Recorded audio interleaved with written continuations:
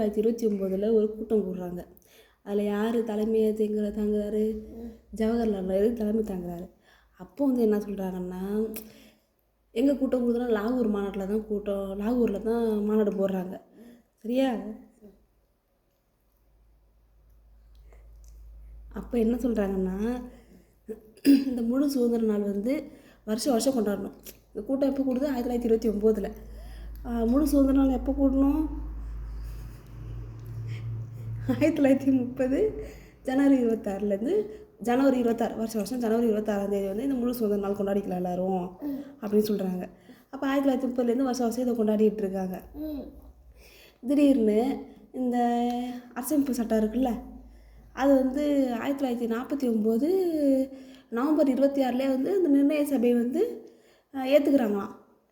நிர்ணய சபை வந்து நவம்பர் 26 ஏற்றுக்கிறாங்களாம். அப்போ என்ன பண்ணுறாங்க, இன்னும் 2 மாதம் தானே இருக்குது, கேள்றா போர் அடிச்சிச்சா, இன்னும் 2 மாதம் தானே இருக்குது, அதனால் வெயிட் பண்ணி ஜனவரியில் எல்லோரும் கொண்டாடிப்போம் அப்படின்ட்டு 2 மாதம் வெயிட் பண்ணி அதுலேருந்து 1950 ஜனவரி 26 நடைமுறைக்கு கொண்டு வந்துடுறாங்களாம். அவ்வளோதான் இது. சரியா? புரிஞ்சிச்சா? அம்மா இப்போ என்ன சொன்னேன்?